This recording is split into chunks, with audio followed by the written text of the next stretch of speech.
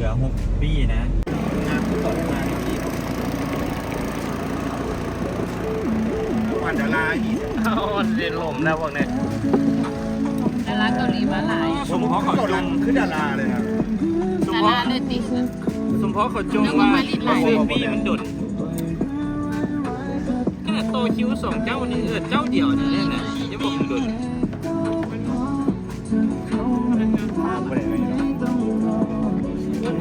มีท็อป เจอกว่า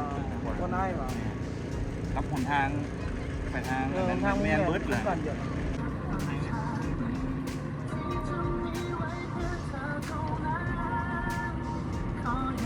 ลูนหลังขึ้น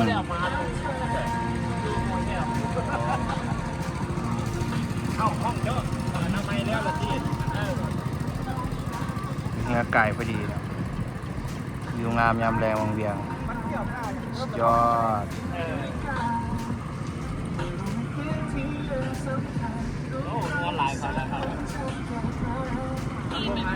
เนื้อมา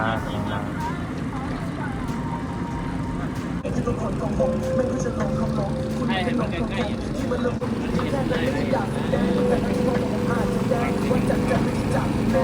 ปยอด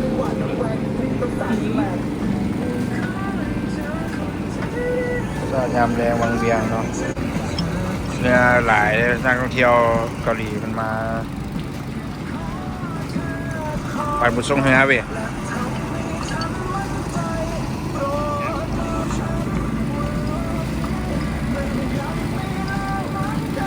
เยียบพาเนาะอันนี้เนี้ยเขา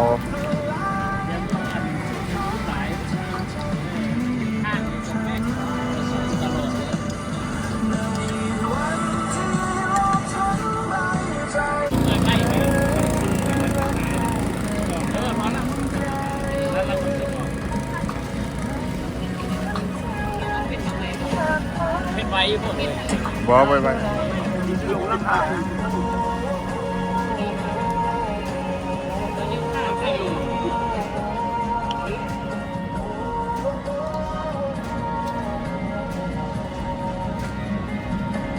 คนเริ่มมาหลายแล้ว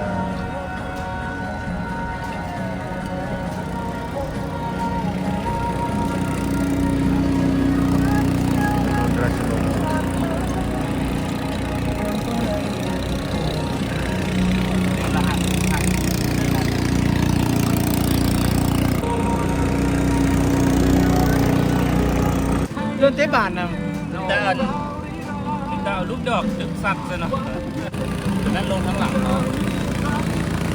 พอเลย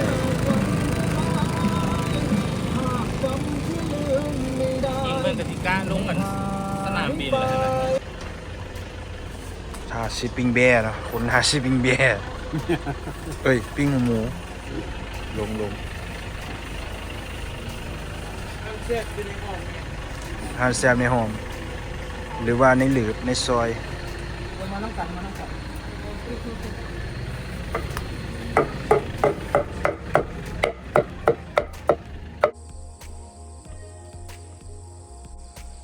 เป็นปล่อยโคมเนาะทำไรบางเวียงยามกลางคืนเนาะ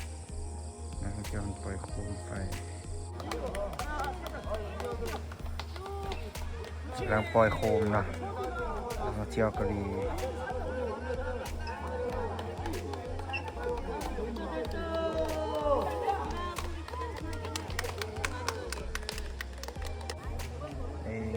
ปล่อยขึ้นเทเลไนเนาะรุ่นได้จะขึ้นบ่ได้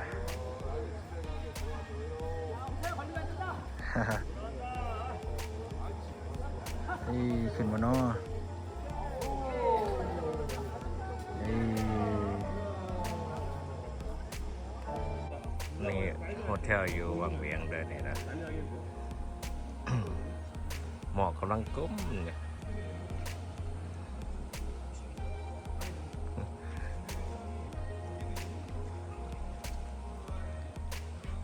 7-8 โมงแล้วยังไม่หมอกเต็มอยู่แต่ก็ขึ้นแล้วตัวนี้ขึ้นอยู่นี่เนาะ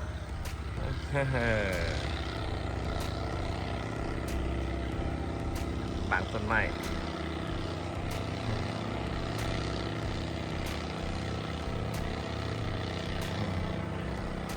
งามเบอร์เศร้าแล้วก็ขี่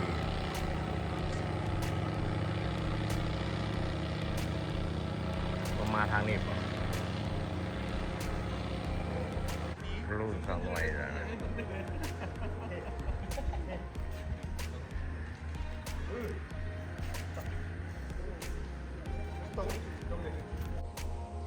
โฮเทลอยู่เด้อนี่เด้ออยู่วังเวียง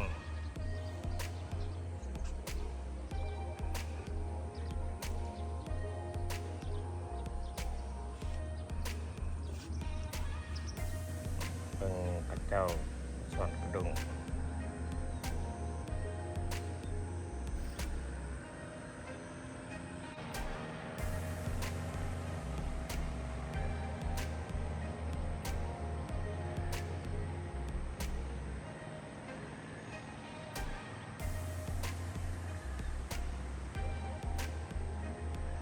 พระเจ้าสีหลงว่ะ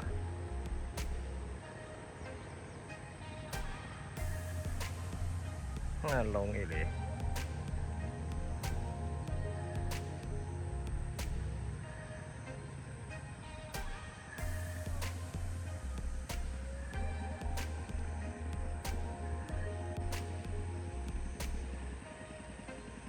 ไม่ตู้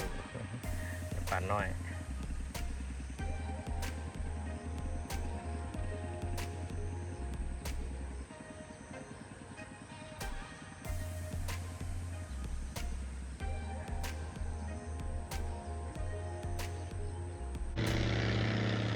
หมักปุ๊บ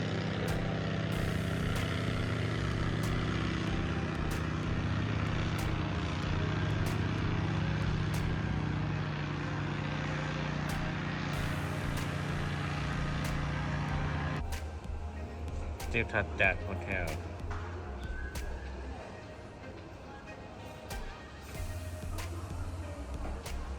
บางเอกสารมาให้ได้นะ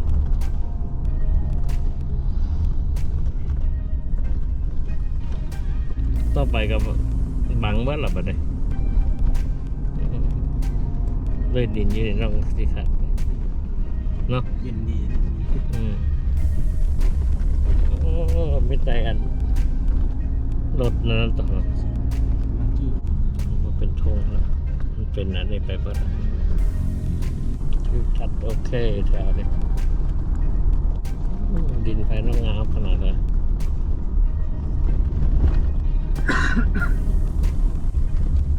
โอ้ยยืนนี่ไม่ฮอตอันนะสวนวงใสสวนแคมปิ้งโอ้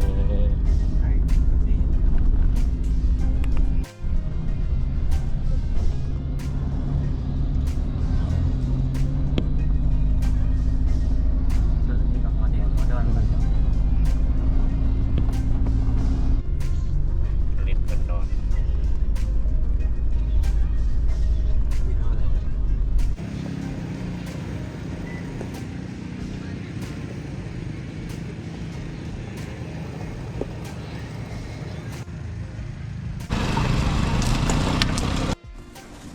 ที่เหลือคนปลาหลายปลาใหญ่ก็มีอีกปลาใหญ่ลอยอยู่ลองหลายเลยไปใส่โคตรเกาหลี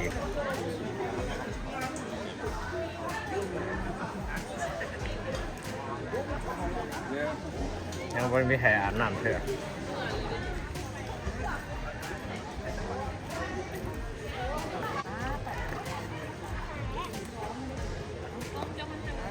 มีปลาใหญ่ร้อยน้ำโอ้ทางมาตัวใหญ่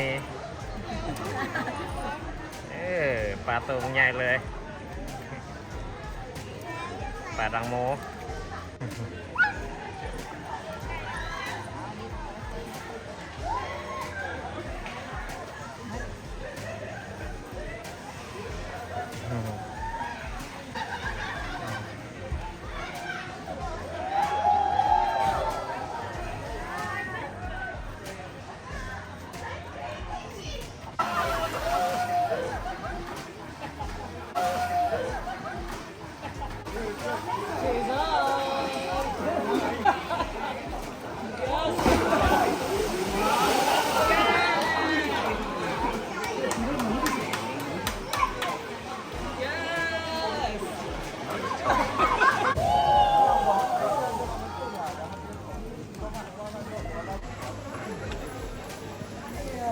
ทิ่มกล้องมันกล้องอันนี้นะตกกันนะแล้วบางทีโดดพร้อมกันกับมันนั้นมุดลงไปจับเอาคุณมาให้ เต็มจะได้เป็นตลอดเลย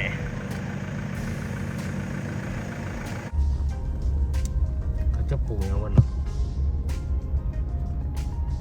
ชื่อฝันงามแล้วเขาปลูกยางมาเขาเดี๋ยวเนาะม้วนเด้ บ้านอย่างนี้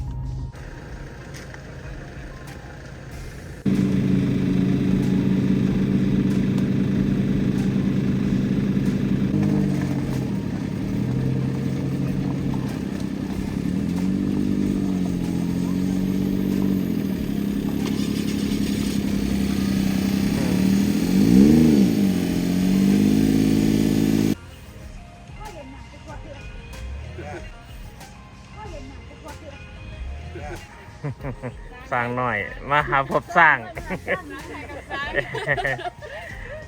อันนี้สร้างใหญ่กับสร้างน้อย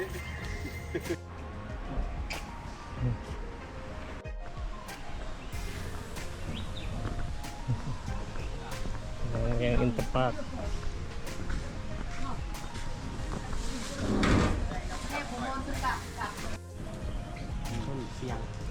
ต้นไม้ใหญ่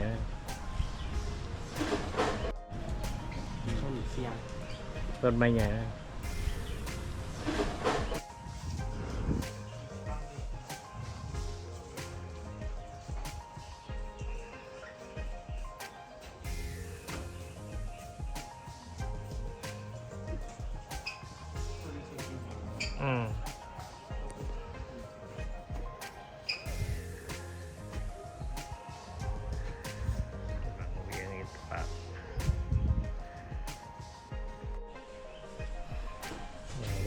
ปาก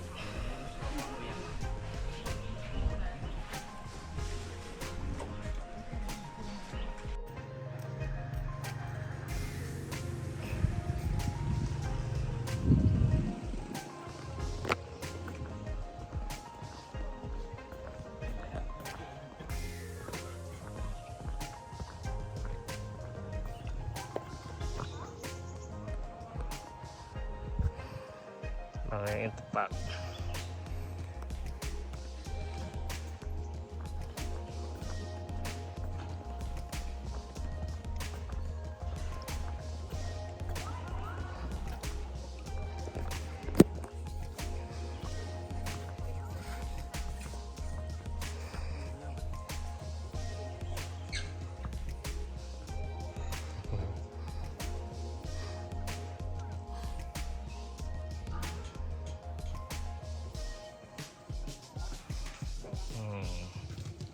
งามอยู่ด้วยล่ะ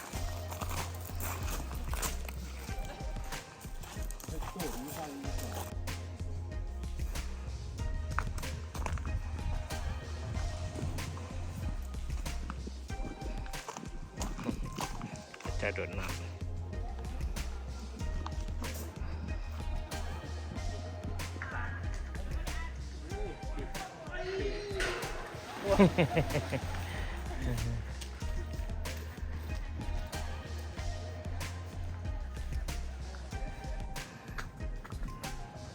สั่งหน่อย